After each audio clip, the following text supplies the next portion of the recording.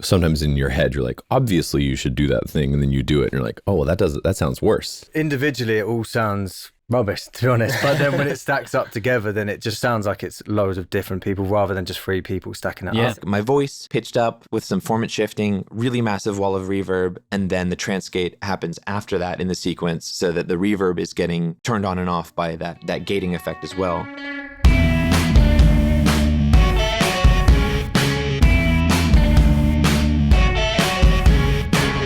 What we did was we pitched the song down a couple of semitones so that when we sang the part and pitched that part back up to fit into the track, it had like a totally different tone to it. So it didn't sound like us, but we'll do that with multiple different pitches. So we'll have one that goes 5 semitones up or one that's pitched down. So it creates this.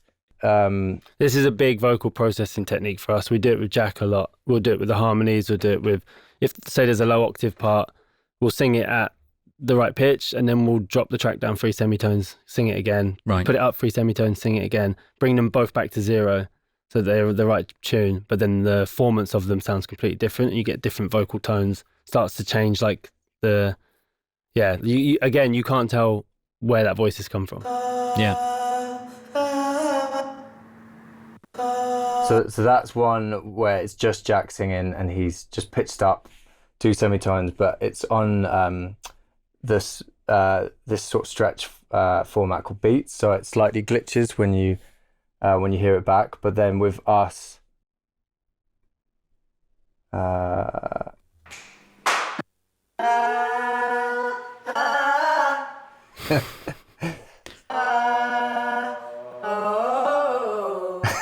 just a disclaimer, we know we can't sing. It's fine. We're happy with that. So that again is all pitched up. This one's on repitch, so that means like when it emulates like a record, doesn't it? The faster it goes, the higher the pitch. Yeah, so we would have slowed Black Oak down to 80 BPM like you would on a turntable. So the pitch is lower, but also it's a lot slower, and then recorded it to that. Recorded the vocal part to that, and then pitched the vocal up to the same speed as the original Black Oak. Right. So it becomes a lot faster. So that was how it was recorded, and then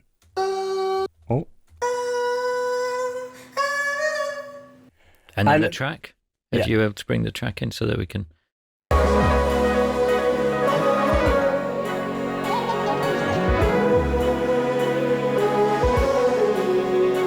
Solo the whole choir section as well, yeah.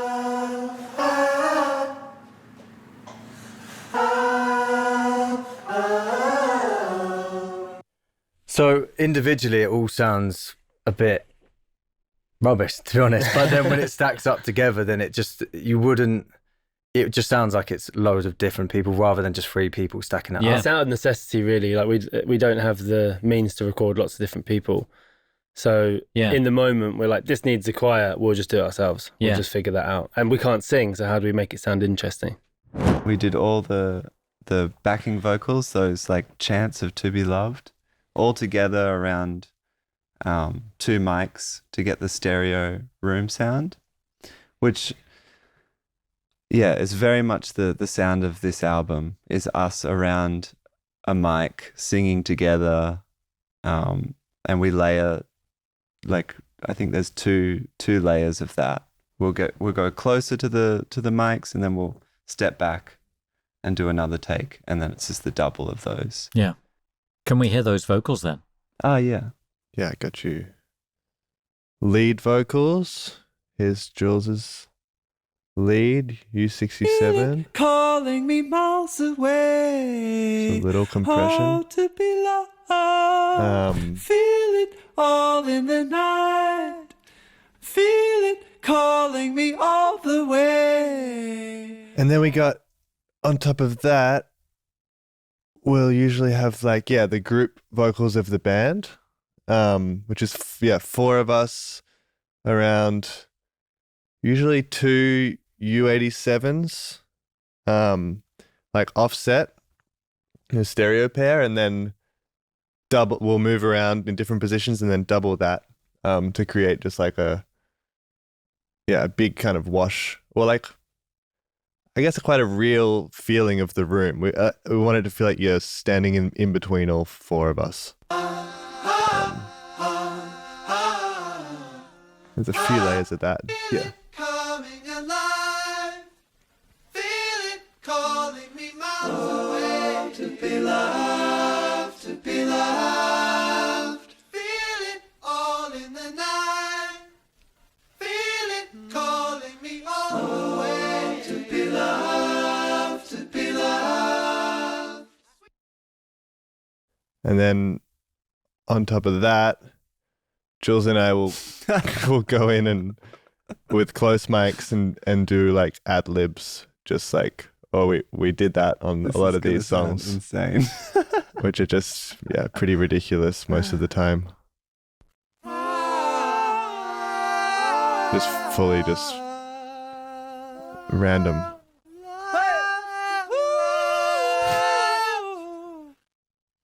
And that's quite quiet in the mix, but it gives a lot of energy. Wide hips, soft lips, my mama's trauma. Since 96, been looking for And then some of a the... woman. But yeah, a lot of the like vocal effects with this came, I mean, Devil Lock again, we put on a lot of stuff just for a good kind of like crunch and like squeezing into your face. And then, a lot of the kind of freakier stuff was really just as a result of like recording the original version in a different key and pitching it back up, doing some stuff through the AMS. There's nothing all that crazy on these vocals. I feel like pretty straightforward, just EQ and compression. Just RVox is like my favorite, or one of my favorite vocal compressors, because it's just one knob you just pull down and it's either good or bad. Sometimes I'm the only person that can do those stupid noises with my mouth. Do you know what I mean? Particularly on this one, where I'm like, woo, woo, or like all that kind of stuff. And the ha, ha, because I was doing a Bee Gees voice. Ha, ha, ha, ha. We should pull that up, really. Oh, yeah. That was something you That's brought, actually really important. That you put that in right from the top, and you had a very specific idea of what you wanted it to sound like, not to sound like part of the main vocal. So we kind of doctored it a little bit and sent it through, I think, like through a Leslie type emulator. Just like a stock one on Pro Tools, I think. Something like that, to give it like a sort of wobbly, old sound.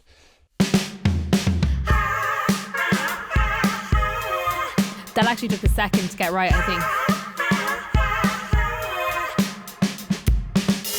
So it just had that very particular kind of sound to it, and just to be its own little world, not part of the main vocal. And then, so much later on, that kind of all gets woven in with everything else.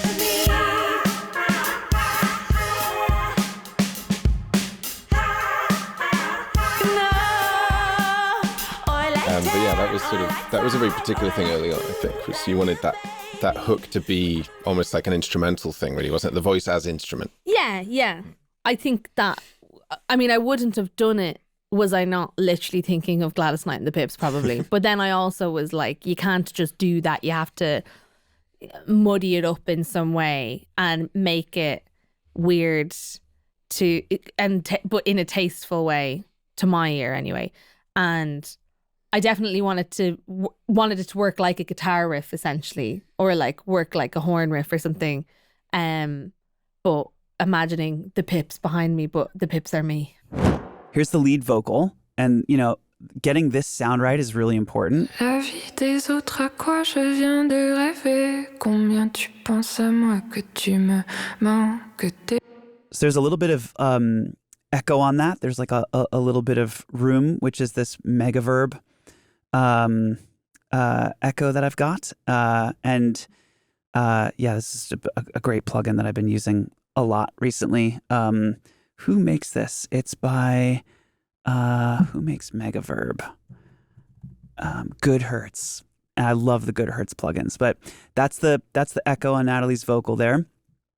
And then when it comes to vocals processing, we end up doubling and tripling Natalie's vocals a lot, kind of all over the place for little accents.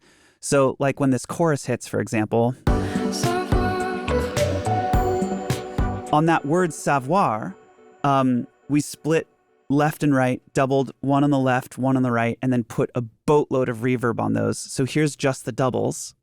Savoir.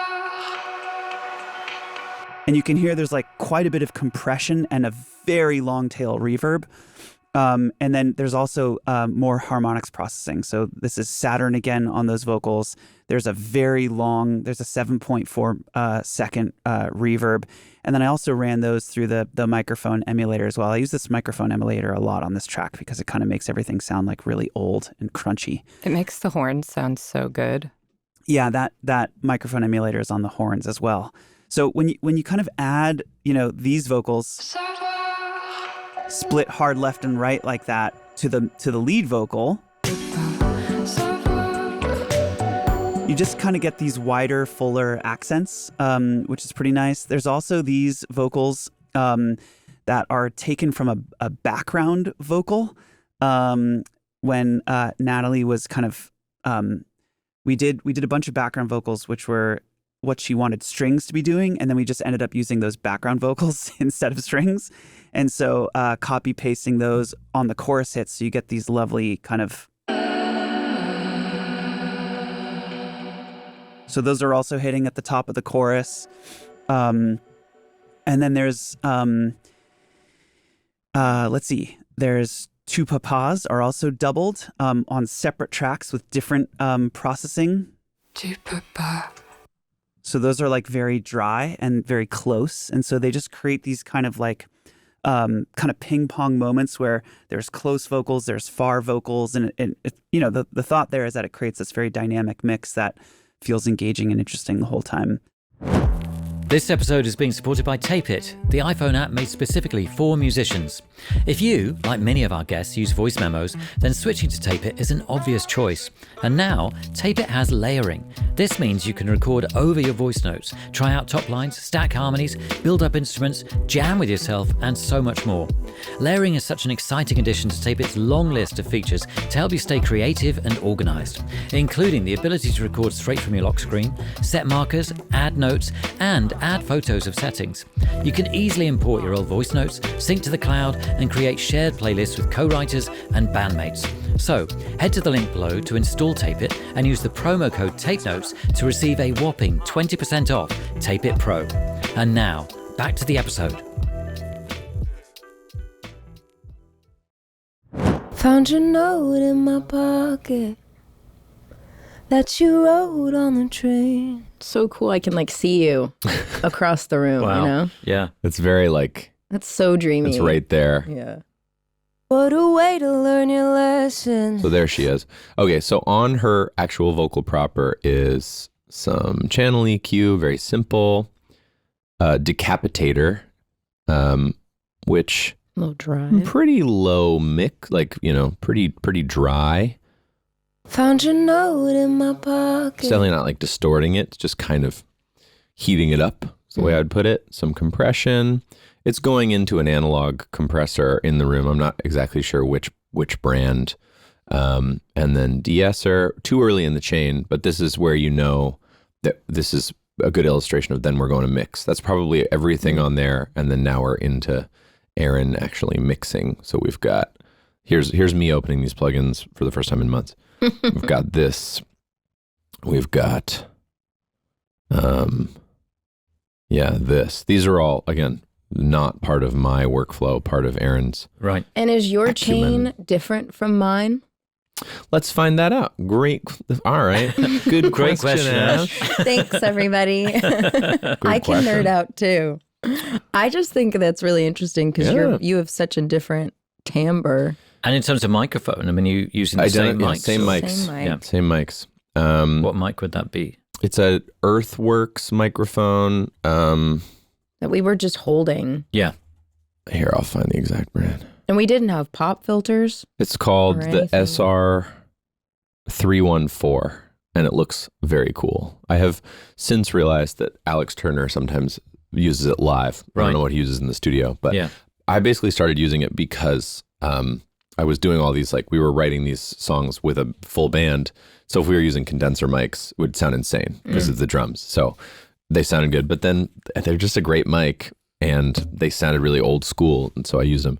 No is the short answer. It seems like it's very similar. Let me open there's my decapitator, and then let's open the Ashe decapitator. Which, by the way, I don't know if you do that often on vocals, but I've never put decapitator on my voice. It's not a thing I normally put on vocals. I wanted it to sound kind of old and worn out. So yeah, you can see that on mine, the mix is a little bit lower than it is on yours. And then the other things on, I think both vocals, maybe different degrees of like wetness, was sort of parallel to like the spring reverb on the tambourines. Was like, I felt like the vocals would really benefit from plate reverb.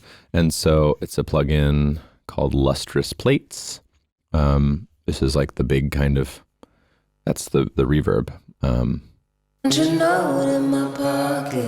Which is a very vintage verb, I feel. Plate. Mm-hmm. Razor still in my socket, and my hair's in the drain. Just sounds super old school, which I really liked. There's also like an Echo Boy. Found your note in my pocket. It sounds like you're hearing both of those at the same time. Let me see if I can turn off the other ones. I bet that'll work. Yeah. So here's just Echo Boy. Found your note in my pocket. Do you have a go-to vocal setup that you would always use that captures your voice the way you want it? A U67 for the last record we did, and this one we used that through just like a 500 series 1073, and then into an 1176. And that was kind of the chain for everything. We did a few vocals at the other studio that were different, but that's kind of the sound. The 1176 adds a little bit of aggression, but I think that really worked with a lot of these songs that were in keeping it more raw and kind of like a little, just adding that extra little bit of distortion, I think was nice on Hayley's vocals on a lot of these. Yeah, and that's a sound that's not unfamiliar with ways I've recorded for Paramore.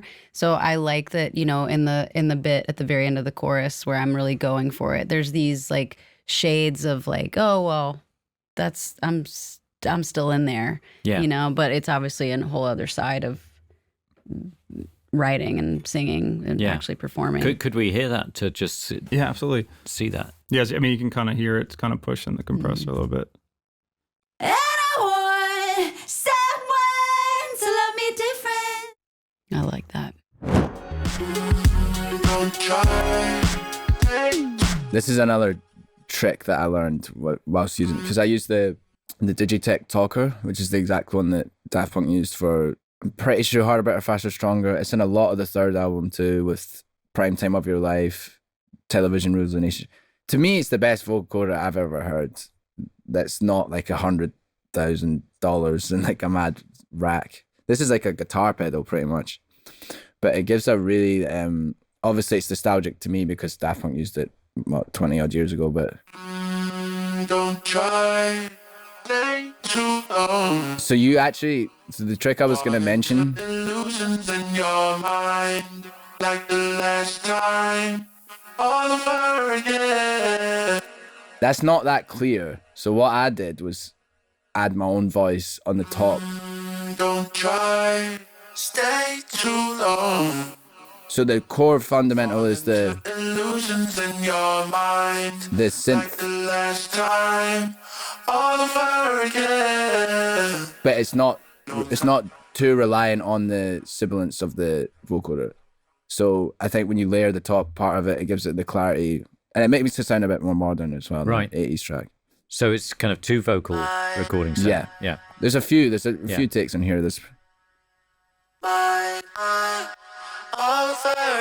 Yeah, there's a bit more of my voice in that, but it's really tucked to the back, so you have the predominance of the vocoder there. I ended up with this sound.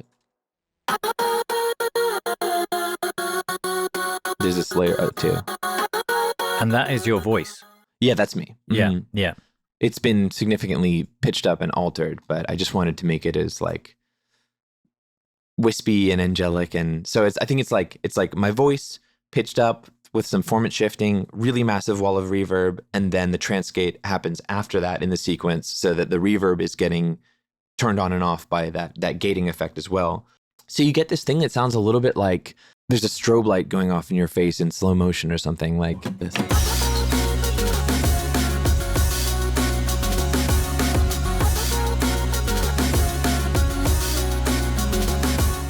maybe I can recreate something similar to it. I think I was using the Kilohertz Transgate. And I had to I turned it up to 32 steps here so I could get a slightly long pattern, because otherwise it would go da da da da da da da da. Wait, da da da da da da da da da. I can't. I'm like jamming myself, but I needed a longer pattern to get the rhythm that I wanted. So it's like, oh yeah, da da da da da. Let's see, da da da da da da. I think it'd be like this, like yeah, da da. It's something like the pattern's like close to that. And then I don't have my plugin that I usually use for pitching up stuff, which is called Manipulator. But I can kind of do an approximation of that in the playlist really quickly. So if I use Stretch Pro Mode here, and I just take it up the octave, and then I'm playing with the formant controls here in FL Studio, so you can kind of go. And I think for my voice, there's a sweet spot of about plus three semitones in the formant.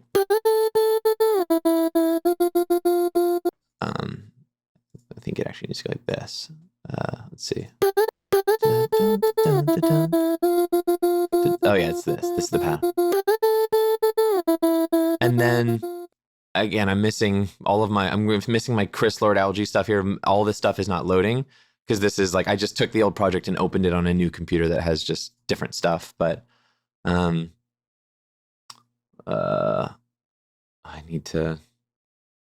got the demo mode of Reverb here on this new computer, but it would be something like this. And to me, this sound also feels like it's missing a little bit of high end. So I might add a multiband compressor here and kind of squeeze up the high end.